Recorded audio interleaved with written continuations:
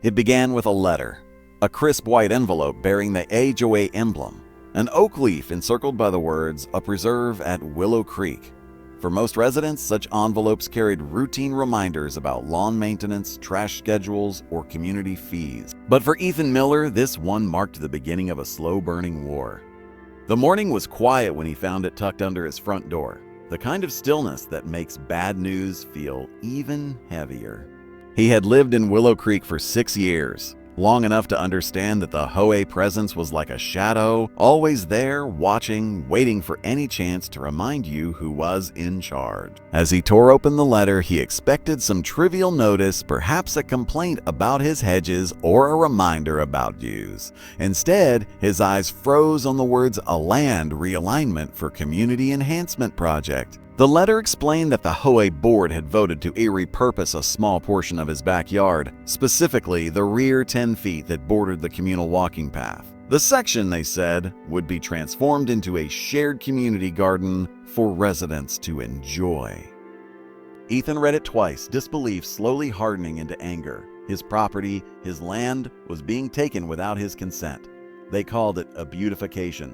He called it theft. Over the following days, survey flags appeared behind his fence like silent invaders, bright orange stakes marking what the HOA now claimed as theirs. Contractors arrived soon after, measuring, marking, and muttering to one another as if it were all perfectly legal.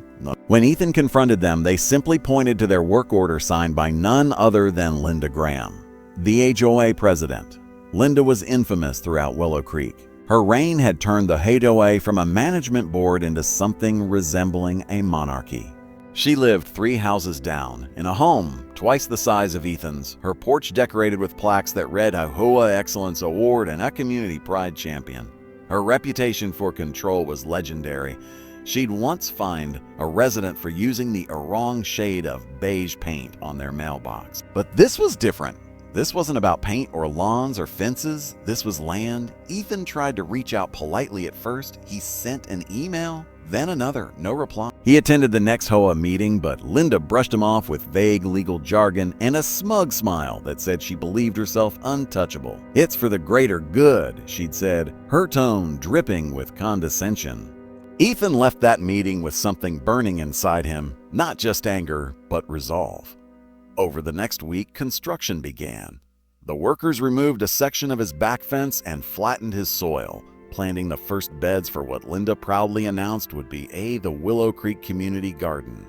Residents were invited to participate, though most had no idea the land wasn't HOA property at all. Ethan watched from his kitchen window, helpless and furious, as they dug up the grass he'd mowed for years and replaced it with raised wooden planters. He called the county office to file a complaint, only to learn that the HOA had filed for a minor easement adjustment months earlier, a process that should have required homeowner approval but somehow hadn't. It was then that Ethan realized this wasn't incompetence. It was manipulation. Linda had known exactly what she was doing. She'd used her position to quietly push through paperwork, banking on the fact that most residents never read the fine print.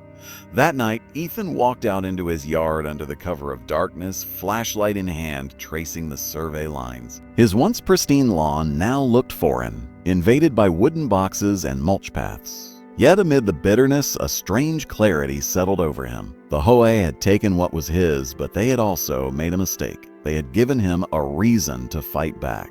And Ethan wasn't the kind of man who lost quietly. He began collecting documents, property deeds, original blueprints, HOA bylaws, and county maps. Each paper painted a clearer picture of Linda's overreach.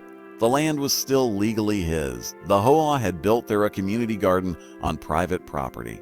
The more he uncovered, the more the plan formed in his mind, not just to take back his land, but to make a point so powerful that the HOA would never forget. As the days passed, the garden took shape, complete with decorative benches and a little plaque crediting Linda for her visionary leadership. Neighbors praised her. The HOA newsletter even featured a photo of her standing proudly in what used to be Ethan's yard, holding a shovel and smiling as though she had done something noble.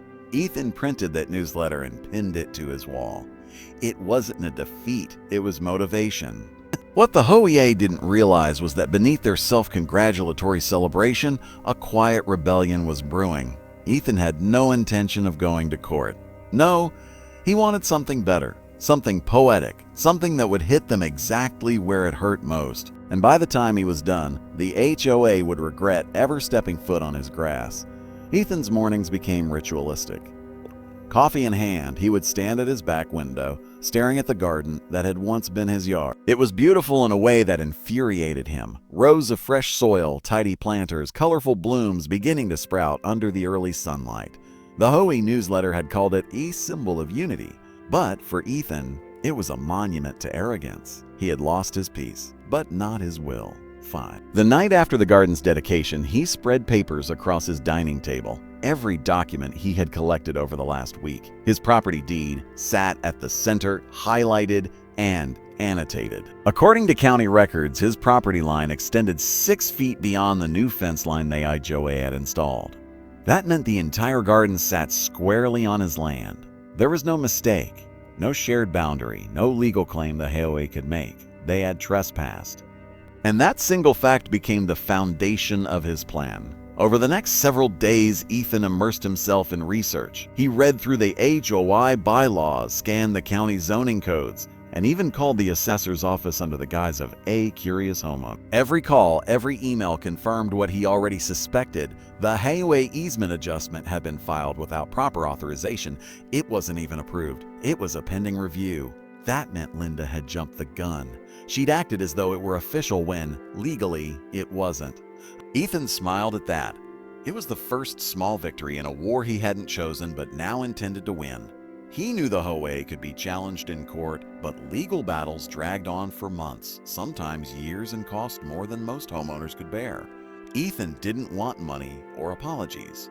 He wanted humiliation. He wanted the HOA, and Linda in particular, to choke on their own arrogance. Then, while reading through a section of the HOA Community Engagement Charter, he stumbled upon the line that changed everything. It stated that any communal space built within the subdivision must remain open and accessible to all residents, regardless of membership status, provided the land is not under private ownership. The words hit him like lightning, provided the land is not under private ownership. His yard still was. That meant the garden wasn't truly communal. It was a private asset, his private asset. And yet, by the HOA own definition, it had to remain open and accessible if it was being used as a public space.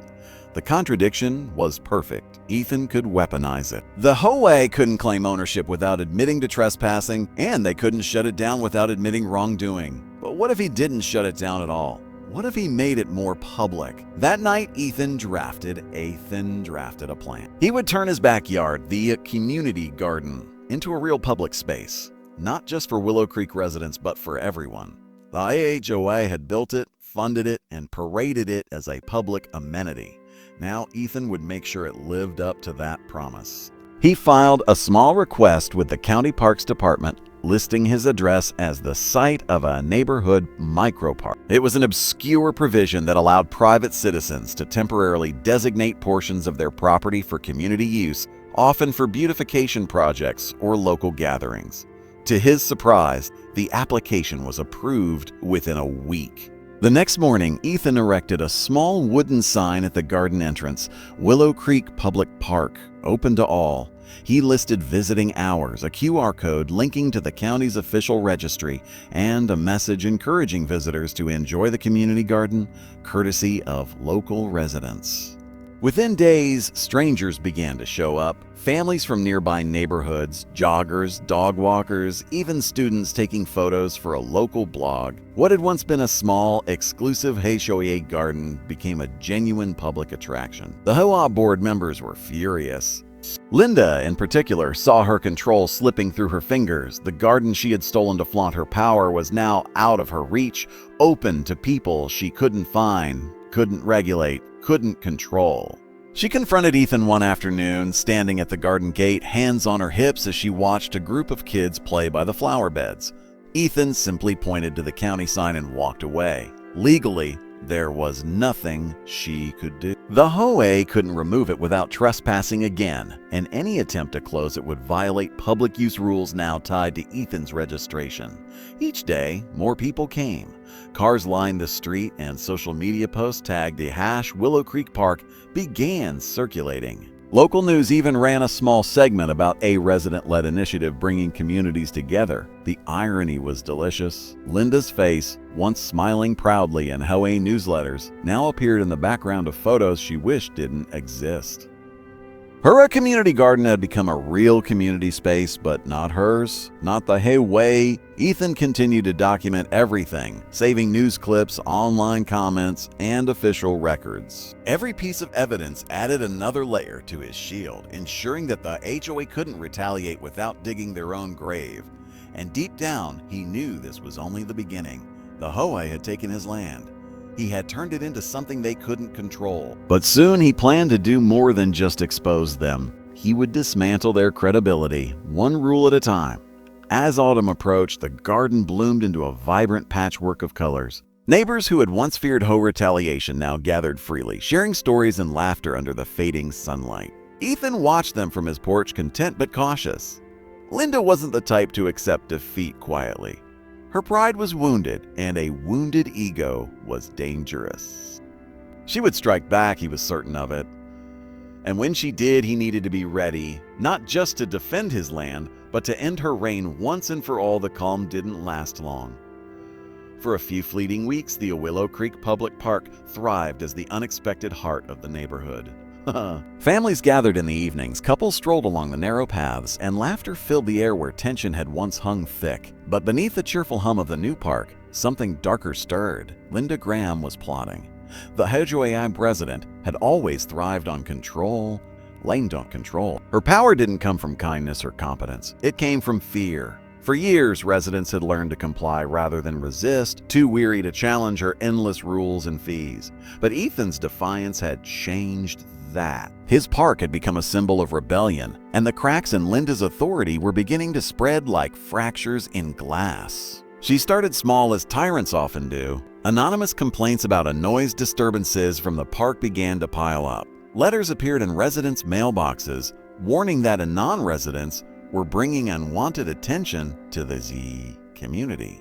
The AAA even issued a notice claiming the park violated community appearance standards. Though no such rule actually existed, Ethan knew these were scare tactics. He'd expected them. Every time he received another notice, he filed it neatly into a growing folder labeled harassment. He didn't react, didn't confront. He simply watched, recorded, and waited. The more desperate Linda became, the more mistakes she would make. And she was already beginning to unravel. Behind the scenes, Linda rallied her loyalists on the board, 3 members who owed their positions to her influence. They convened emergency meetings, most without notice to the community, and discussed illegal measures to reclaim the garden. They believed Ethan had somehow exploited a loophole, that his designation as a public park couldn't possibly hold up. But each attempt to involve the county backfired. The county confirmed the registration was legitimate and, ironically, praised the HOA partnership for their community engagement. The board's frustration grew and Linda's composure began to crack. She started showing up at the park during peak hours, pretending to inspect the property, while quietly fuming as strangers occupied benches she'd commissioned. Her smile was tight, her tone brittle. No. Residents who once admired her leadership now whispered about her erratic behavior. Rumors spread quickly in neighborhoods like Willow Creek. Ethan didn't start them, but he didn't stop them either. He spent his evenings at his desk, combing through public HOA filings. His earlier research had given him a taste for digging deeper. What he found was damning. Hidden within the HOA financial disclosures were discrepancies, small, almost invisible irregularities in expense reports. Funds allocated for community projects didn't always match receipts. Landscaping costs had been inflated, invoices repeated, and certain checks had been signed off by Linda herself. The total wasn't enormous, perhaps a few $1,000s, but it was enough to paint a clear picture.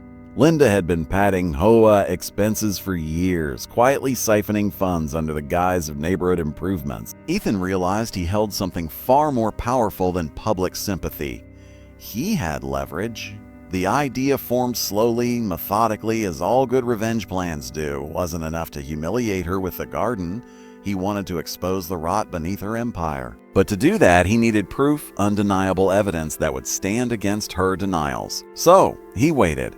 The opportunity came when the Friso announced their annual budget review meeting. It was an event Linda usually dominated, using financial jargon and charm to breeze through uncomfortable questions. This year would be different. Ethan made sure to attend, sitting quietly in the back while Linda presented her slides filled with polished graphs and vague explanations. She spoke of a cost optimization and a community enhancements, her voice smooth and authoritative. But when she reached the section about the garden, his garden, Ethan noticed something strange. The slide listed a land acquisition and improvement as a $12,000 expense. The room was silent, unaware of the deception buried within that single line. Linda had claimed the HOA purchased the land from him, a lie and a dangerous one, because if the HOA had paid for land they didn't own, that money had to go somewhere. And Ethan was willing to bet it never left Linda's control. He took photos of the slides, recorded her presentation, and quietly left before the meeting ended. The puzzle pieces were finally aligning. Over the next week, Ethan dug into the HOA bank filings accessible through public record requests. It took hours of paperwork, but when the statements arrived, the truth hit him like a thunderclap. The $12,000 transaction was real, but the recipient wasn't a seller or developer. It was a personal account under the name LG Consulting. Linda Graham had paid herself. She'd fabricated a sale, created fake invoices, and pocketed the funds. It was fraud, simple, clear, and devastating. Ethan sat back in his chair, staring at the evidence spread before him. His anger had long since cooled into something sharper, precision. The time for subtlety was almost over. But before he went public, he needed to ensure the fallout would be total. He contacted a local journalist through an anonymous tip line, sending copies of the financial documents and meeting footage. Then he waited. The article hit the following Sunday. HOA president accused of embezzling community funds. It spread like wildfire. Residents were stunned. The once proud leader of Willow Creek was now painted as a thief, her smiling face from the garden ceremony now juxtaposed beside headlines about fraud and corruption. Within hours, Linda's phone and email were flooded. Neighbors demanded explanations, board members panicked, and local reporters camped near her driveway. The HOA carefully constructed image was crumbling. Ethan watched it all unfold from his porch, the same spot where months ago he'd watched contractors tear up his yard. Now the roles were reversed. His enemies were the ones watching their world fall apart. But he wasn't done, not yet. Linda's pride was still intact, buried beneath her denial, and Ethan knew that pride was the last wall keeping her from total collapse. He intended to tear it down brick by brick. As evening fell, the soft glow of garden lights illuminated the park, now busier than ever. Children played, couples laughed, and the air was filled with a sense of quiet victory.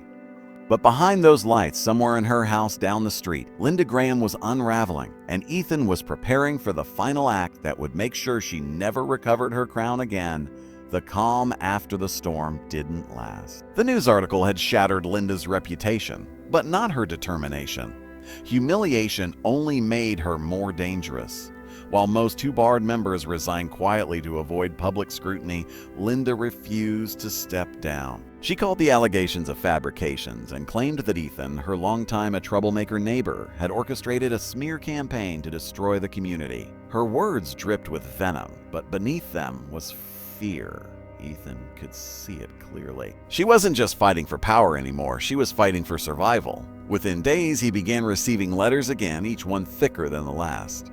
The HOA had filed a cease and desist order, claiming his public park violated community covenants. They threatened daily fines, legal action, even foreclosure if he didn't remove the signage and restore the area to private use. Ethan read each one carefully, his anger cooling into cold amusement. They were bluffing. The HOA no longer had the legal standing to enforce anything. Their authority had been crippled, their credibility publicly questioned. Still, he filed every letter neatly into his ever-growing folder. Documentation was his armor now. He knew Linda would push until she broke something, either herself or the rules she thought she controlled. Meanwhile, the community was changing. Neighbors who once whispered in fear now walked freely through the park, openly discussing the scandal. Some residents formed a petition demanding Linda's removal. Others started digging through old HOA records, inspired by Ethan's defiance. Secrets began to surface, stories of unfair fines, favoritism, and rule manipulation that stretched back years. The illusion of order Linda had built was crumbling from within, and for the first time, people were no longer afraid to speak. But Linda wasn't done. She had one final weapon: lawyers. Ethan received a formal letter one morning, printed on embossed stationery. It came from a downtown law firm representing the preserve at Willow Creek Homeowners Association. The letter demanded he remove all public designations, signage, and online listings of the garden immediately, citing unauthorized public use of private land under HOA jurisdiction. They gave him 72 hours to comply before filing suit. It was laughable. His land, their trespass, yet they dared to threaten him. But Ethan didn't respond in anger. He responded with precision. That same afternoon, he drafted a letter of his own addressed to the law firm, with copies sent to the county records office, local media, and the HOA board. Inside, he included every piece of evidence: the property deed, county approval for public designation, the fraudulent financial records, and Linda's falsified expense reports. At the bottom, he added one line: "You are representing a client currently under investigation for financial misconduct. Proceed carefully." The effect was immediate. The lawyers withdrew their threat within 48 hours. Linda's fury, however, only grew. Stripped of allies, mocked online, and whispered about by her own neighbors, she began to unravel publicly. She appeared at community meetings, ranting about conspiracies, waving papers, accusing Ethan of everything from hacking HOA files to bribing reporters. Her voice, once commanding, now trembled with desperation. Videos of her outbursts started circulating online, painting her not as a leader, but as a woman spiraling out of control. The more she spoke, the worse she looked. Ethan didn't gloat. He didn't have to. The community did it for him. But amid her downfall, Ethan noticed something unsettling. The HOA website had quietly changed. Meeting minutes disappeared, budgets were removed, and digital archives were under maintenance. Linda was erasing her tracks. He realized she wasn't just panicking, she was preparing for something. Late one night, while checking property updates through the county's portal, Ethan found it, a new filing submitted under Linda's name. It was a request to rezone part of the neighborhood's greenbelt, including the section bordering his backyard. The document claimed it was abandoned HOA property and proposed converting it into a private heritage zone under HOA control. In essence, she was trying to legitimize her theft retroactively. If approved, it would give her leverage to reclaim the garden, or worse, accuse Ethan of land misuse. Ethan couldn't allow that. The filing was still pending, meaning there was time to act. He began gathering statements from neighbors, copies of old HOA emails, and county survey maps showing the true boundaries. Each piece of evidence built the case against her fraudulent claim. But this time, Ethan decided not to go to officials first. He went to the people. He printed flyers exposing Linda's new attempt at land manipulation, distributing them to every mailbox in Willow Creek. The headline read, "She's still trying to steal from you." Beneath it, he listed the rezoning request and explained what it meant for every homeowner: higher fees, lost property value, and fewer rights. Within days, the neighborhood was in an uproar. Residents flooded the county office with calls, demanding the application be revoked. Linda's last gambit had failed. Her filing was rejected within a week due to a public opposition and conflict of interest. For Ethan, it was more than a victory. It was vindication. The same HOA that had once ruled his life now stood powerless, its leader exposed, its influence shattered. Yet, he knew this wasn't just about him anymore. The entire community had seen what could happen when power went unchecked, when one person's ego outweighed everyone else's rights. The rebellion that began with a stolen strip of lawn had evolved into something much larger, a movement against tyranny disguised as a neighborhood management. As the autumn wind swept through the park, scattering leaves across the wooden planters, Ethan felt something shift. The fear that had once gripped Willow Creek was gone. In its place was unity, quiet but unshakable. The residents had finally taken back their voice. And though Linda's house still stood 3 doors down, her windows dark and curtains drawn, her reign was effectively over. But Ethan knew better than to underestimate her. People like Linda never accepted defeat gracefully, and as winter crept closer, he sensed she was planning something desperate, something reckless enough to drag them both into one final confrontation. Winter settled over Willow Creek like a heavy blanket, muffling the world in pale silence. The garden, Ethan's garden, was quiet now, its once blooming beds dusted with frost, the benches empty under gray skies. But beneath the calm, tension simmered once more. Ethan could feel it in the way neighbors whispered at the mailbox and the way Linda's car passed his house too slowly, headlights lingering just a moment too long. She wasn't done. Not yet. The scandal had ruined her reputation, stripped her of authority, and turned her into a local joke.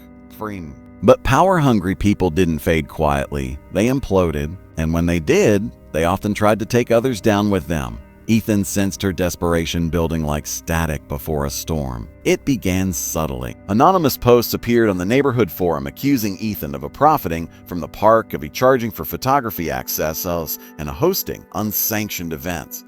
They were lies, but effective ones. A few residents, weary of constant drama, began to wonder if maybe Ethan had gone too far. It was exactly what Linda wanted. Doubt, the weapon of the desperate. Ethan didn't respond. He knew better than to feed the fire. Instead, he documented everything once again, tracing IP addresses, capturing screenshots, quietly collecting proof that would later matter.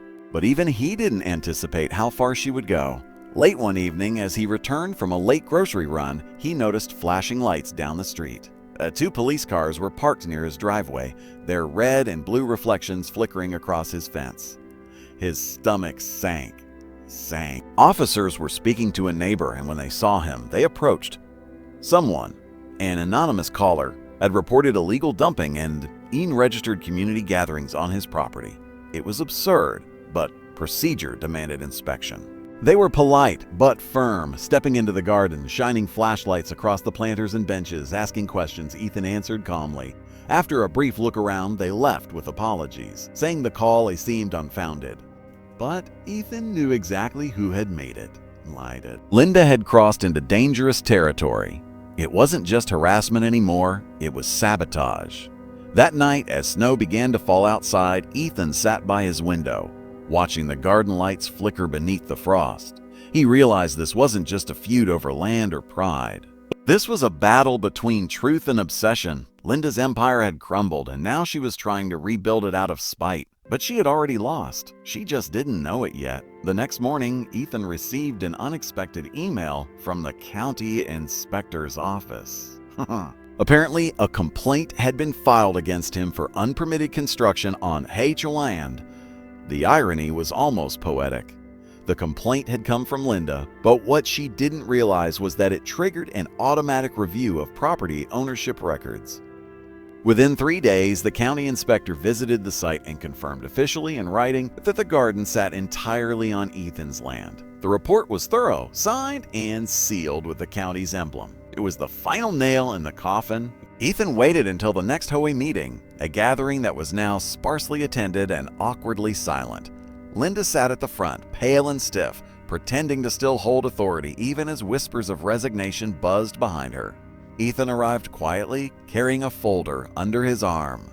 When the floor opened for discussion, he stood, calm and steady, and laid the inspector's report on the table. He spoke clearly, not with anger, but with the kind of calm that comes from knowing you've already won. He explained the report, detailed the trespass, the fraudulent filings, the harassment, and finally the police calls. Each point landed like a hammer. By the time he finished, the room was silent except for the soft shuffle of papers and the quiet hum of fluorescent lights. Linda tried to speak to spin another excuse, but no one listened. The board members, those who hadn't already quit, looked away. The neighbors, once her loyal subjects, now looked at her with a mixture of pity and disgust. When Ethan walked out, he didn't need to stay for the rest. He already knew what would happen. The next day, a notice went out via email. Effective immediately, Linda Graham has been removed from her position as HOA president. The message was curt, official, and deeply satisfying. Ethan read it twice, then once more for good measure. It was over. The woman who had tried to steal his land, destroy his peace, and control an entire community had finally been dethroned. For the first time in months, Ethan felt the tension lift from his chest. That evening, as he stood at the edge of the garden, snow crunching beneath his boots, he watched the lights twinkle faintly across the frosted soil. The benches were dusted white, the raised beds asleep beneath the cold, but to him, it was beautiful. A symbol not of war, but of resilience. He thought back to the first day, the letter, the anger, the helplessness, and felt a quiet pride that he hadn't given in to rage. He had fought with patience, precision, and truth, and that had been enough. Yet even as he watched the peaceful scene before him, a small thought flickered in his mind. People like Linda rarely vanished without a trace. She would try to rebuild somewhere else, maybe under another title, another job. But here in Willow Creek, her reign was over. The garden stood as proof, not just of ownership, but of resistance, of one man's ability to turn theft into justice. The fight was done, or at least Ethan hoped it was. But as he turned to go inside, a faint sound broke through the stillness, the soft hum of a car idling in the distance, headlights watching from down the street. And in that pale winter glow, he couldn't shake the feeling that one last chapter of this story was still waiting to be written. The car didn't move for days. Parked across from Ethan's house, it became a silent sentinel, appearing at odd hours, always empty when he stepped outside but never gone for long. At first, he brushed it off as coincidence, maybe a neighbor's guest or a delivery vehicle, but deep down he knew better. There was only one person who could hold a grudge this deep, one person who refused to accept defeat: Linda. Ever since her removal from the HOA, she had vanished from public life. Her house's blinds remained shut, mail piled on her porch, and her once pristine lawn had grown wild. But spite had a way of festering in the dark. The night after the car first appeared, Ethan found a note taped to his mailbox. It wasn't signed, but he didn't need a signature. The handwriting was sharp and unmistakable. "You haven't won. You haven't won. You've only made enemies." He stared at it under the porch light, the paper trembling slightly in the cold wind. It wasn't a threat that scared him. It was the realization that Linda was unraveling faster than he'd expected. The humiliation had consumed her completely. Over the next week, strange things began happening. Trash cans tipped over, tire tracks appeared across his driveway, and one morning someone had thrown eggs at his back fence. Neighbors whispered about seeing Linda wandering the streets at night, muttering to herself, clutching folders of paperwork like a queen stripped of her crown but still pretending to rule. Ethan documented everything but avoided confrontation. The last thing he wanted was to escalate things further. But fate had already decided that peace wasn't in the cards. It happened late one night when the air was so cold that the frost shimmered like glass across the grass. Ethan was half asleep when he smelled smoke. At first it was faint, just a whisper of burning wood, but then it thickened, curling through the vents and clawing at his throat. He bolted upright, heart pounding, and ran to the window. The sight froze him. The garden was on fire. Flames licked the raised planters, climbing up the wooden benches, devouring the mulch paths. The sign that once read Willow Creek Public Park was already collapsing into ash. Ethan grabbed his coat and rushed outside, the bitter wind slicing through the smoke. He dialed emergency services, shouting into the phone as neighbors began pouring out of their homes, pointing, gasping, trying to help. By the time the fire trucks arrived, the garden was gone. What had once been a symbol of defiance and unity was reduced to charred soil and blackened wood. Ethan stood in silence as firefighters doused the last embers, the hiss of water echoing like whispers of loss. He knew immediately who had done it. There was no proof yet, no witnesses, but every instinct screamed Linda. She had burned what she couldn't control. When the police arrived, Ethan gave his statement calmly, showing them the note, the photos of vandalism, the tire marks. The officer nodded grimly, saying they would look into it. But Ethan knew how these things went. Without evidence, it would be written off as a possible arson with no suspect. Still, he wasn't defeated. He refused to let Linda's madness erase everything.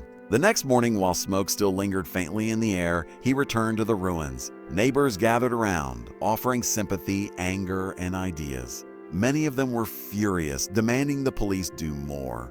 Someone started a donation fund to rebuild the park. Within 24 hours, dozens of families contributed. For the first time since the feud began, the community stood completely united. Linda had hoped to destroy Ethan's legacy, but instead, she had strengthened it. Yet even as he helped gather debris, Ethan couldn't shake a chilling thought. If she was willing to burn the garden, what would she do next? That question was answered 2 nights later. A security camera from a neighbor's porch captured footage, figure in a heavy coat, creeping around Ethan's yard, flashlight in hand. The video was grainy, but unmistakable. It was Linda. Her once perfectly styled hair was wild, her movements erratic, desperate. The neighbor sent Ethan the clip immediately. He turned it over to the police, who finally opened an official investigation. A restraining order followed soon after, barring Linda from coming within 500 feet of his property. It should have been the end, but it wasn't. Linda vanished completely after that night. Her house went dark, her car disappeared, and even her phone number stopped working. Some said she'd left town to avoid charges. Others claimed she'd been institutionalized. Ethan didn't know which version to believe, and part of him didn't care anymore. He just wanted peace. Still, every now and then he'd wake in the middle of the night, convinced he heard footsteps outside or saw a flicker of headlights at the edge of the street. Trauma, he told himself. Just ghosts of the past. But in the small, quiet moments before dawn, when the world was still and the air hung heavy with frost, he could almost hear the faint crackle of flames again, and the whisper of a voice carried by the wind. "You haven't won," he would shake it off and remind himself that he had. He'd beaten her at her own game, exposed her corruption, and survived her madness. Yet deep down, he knew this story wasn't just about revenge or property anymore. It was about power, how easily it corrupts, how hard it dies, and how sometimes, even when you win, the scars remain. As he looked over the blackened soil that had once been his pride, Ethan made a silent promise. He would rebuild, not for himself, but for everyone who had been bullied, silenced, or manipulated by people like Linda. The garden would rise again, greener and stronger than before. Because while flames could destroy wood and soil, they could never burn away the truth. The morning after the fire, the world seemed eerily quiet. Smoke still clung to the air, drifting lazily over the charred earth like a ghost that refused to leave. The community park, once full of laughter and life, was nothing but a wasteland of gray. Yet in that silence, something else began to grow, not from the soil, but from the people. Neighbors who had once argued over trivial things now stood shoulder to shoulder, united by loss and determination. Ethan watched as volunteers arrived with shovels, gloves, and seed packets, refusing to let Linda's destruction become the final chapter. He felt the ache in his chest begin to soften, replaced by a steady, grounded strength. The rebuilding started immediately. The ashes were cleared, the soil turned, and new lumber arrived for the benches and planters. It was hard work, but it carried purpose. Every hammer strike and shovel dig was an act of defiance, a message that Linda's bitterness had failed. As they worked, Ethan noticed something strange near the northern edge of the property. Beneath the scorched remains of a raised bed, there was a patch of dirt that seemed different. It wasn't blackened like the rest. Instead, it had a pale, unnatural color. Curious, he knelt down and began to dig. The shovel struck something solid. At first, he thought it was a rock, but as he brushed away the dirt, a metallic glint emerged. It was a small, rusted box, sealed shut with a padlock that had melted slightly in the fire. Ethan's pulse quickened. The box was buried deep enough that it clearly hadn't been part of the community garden's installation. It had been there long before the park ever existed, back when that land was part of his original property. He lifted it carefully, the weight heavier than expected, and set it aside for later. By evening, when the volunteers left, the park already showed signs of rebirth. Rows of new soil awaited planting, and the fence posts stood tall once more. As the sun dipped below the horizon, painting the sky in streaks of crimson and gold, Ethan sat on the back steps of his house, the mysterious box at his feet. For a long time, he simply stared at it. Curiosity gnawed at him, but so did unease. Something about it felt wrong, like it didn't belong. He fetched a pair of pliers and pried at the rusted lock until it snapped open with a dull crack. Inside, wrapped in a layer of brittle plastic, were folders, dozens of them. The papers inside were yellowed, their edges curling with age, but the contents were unmistakable HOA documents. Not just the standard rules or meeting minutes, these were older, deeper.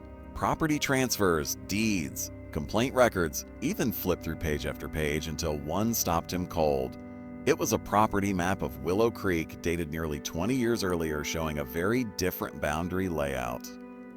According to this map, Linda's house and several others had once been part of a larger estate that had been quietly divided and sold off by the original developer. The HOA had been created not as a community organization, but as a cover. Linda's husband, listed as one of the founding members, had overseen the early transfers, and then Ethan saw something that made his stomach turn. A handwritten note signed by Linda herself detailing a private acquisition of an unused plot behind his property, the very section she had tried to annex for the garden. It wasn't theft in her mind. She had believed she was reclaiming something she already owned.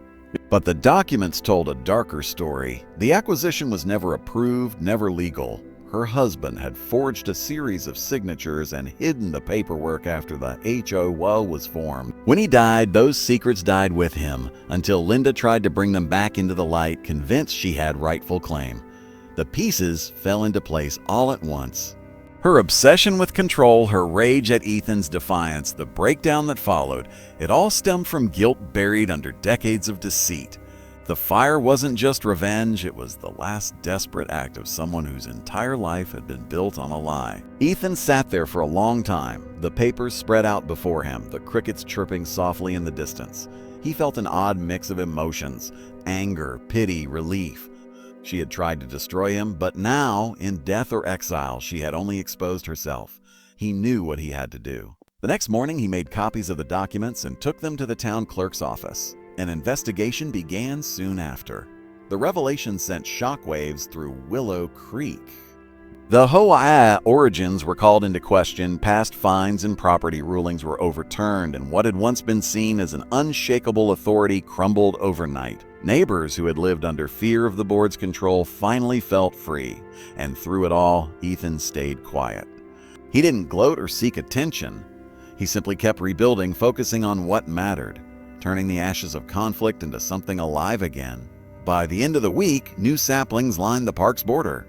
Flowers were planted in fresh soil. Children played near the benches as parents chatted under the sunlight. The place felt lighter, freer. But even then, Ethan couldn't stop thinking about Linda. Somewhere in all her chaos, she had been chasing something she believed was hers, a past she couldn't let go of. And though she had brought misery to others, she had also exposed a truth that might have remained buried forever. He decided to dedicate one small corner of the park to her memory, not as forgiveness, but as a reminder of how obsession with power can consume everything. A simple plaque tucked beneath a young oak read, "May the roots of truth outlive the flames of greed." As the wind rustled through the leaves, Ethan felt the final weight lift from his shoulders. The land had found peace, and so had he. The morning of the reopening dawned bright and golden, the kind of day that felt like a reward after years of storms. Sunlight spilled across the rebuilt park, glinting off freshly painted benches and the soft green of new grass that seemed to glow with life. The air smelled of earth and flowers, not smoke and ash. For the first time in months, Willow Creek felt whole again. People gathered early, families with children, elderly couples who had lived there since the neighborhood was built, and new homeowners eager to be part of something meaningful. The tension that had once defined the community, the whispers, the fines, the petty battles, was gone. In its place stood laughter, warmth, and a shared sense of redemption. Ethan watched it all from a distance at first, leaning against the fence post that marked the boundary between his property and the park. The same line that had once sparked war now stood as a symbol of cooperation. He thought about how far things had come from a stolen patch of land and a bitter power struggle to this moment of unity. It hadn't been easy. The months following the fire had been a blur of rebuilding, legal proceedings, and healing. The investigation into the HOA past had exposed years of hidden corruption, and the organization had been dissolved entirely. What rose in its place was something simpler and fairer, a neighborhood association run by volunteers, transparent and accountable. No one person held all the power anymore. It was democracy at its smallest, purest level. Ethan didn't run for any position. He didn't want titles or control. He had learned that true influence wasn't about authority, it was about example. His act of turning the stolen land into a park had started something far bigger than revenge. It had redefined the meaning of community. As the crowd gathered near the new entrance, the mayor, a kind woman with silver hair and a calm voice, stepped up to the small podium. She spoke about resilience, about neighbors coming together, about how even the ugliest conflicts could lead to growth if met with courage. And then she mentioned Ethan by name. The applause that followed was louder than he expected. Faces turned toward him, smiling, clapping, nodding with gratitude. He felt his cheeks flush with humility. He hadn't done any of this for recognition. But in that moment, surrounded by the people who had once been divided by fences and bylaws, he realized something simple yet profound. Sometimes, standing up for yourself helps others stand too. After the ribbon was cut and the first children ran laughing down the path, Ethan wandered through the park alone, taking in every detail. The oak tree he'd planted months ago had already taken root, its young leaves rustling softly. Beneath it sat the plaque dedicated to Linda, the woman who had caused so much pain yet had unwillingly triggered change. He paused there, staring at the inscription, "May the roots of truth outlive the flames of greed." The words carried new meaning now. He no longer felt anger toward her, only pity and a strange, quiet gratitude. Without her, none of this would exist. The garden had been reborn not in spite of her, but because of her. As he continued walking, he saw familiar faces. Children picking flowers, a teenager sketching in a notebook, an elderly man feeding birds near the fountain. Life had returned. The kind of life no rule or board decree could ever enforce. Nature, community, and kindness thrived where control had once suffocated everything. Later that evening, as the sun dipped below the horizon and the last guest left, Ethan sat alone on one of the benches. The golden light faded into twilight, casting long shadows over the park's edge. Fireflies began to flicker among the bushes, tiny sparks of light dancing through the dark. He thought back to the first day it all began, the letter, the stolen land, the fury that had consumed both him and Linda. It seemed like a lifetime ago. Back then, revenge had driven him. Now peace did. He smiled faintly, realizing the irony. Linda had tried to steal his backyard, but she had given him something far greater: purpose. The sound of distant laughter echoed from nearby houses, a gentle reminder that life moved on. The park would grow, change, and evolve long after he was gone. And maybe, years from now, when people walk past that oak tree, they wouldn't remember the fight that built it. They'd just see a place born from conflict, but shaped by forgiveness.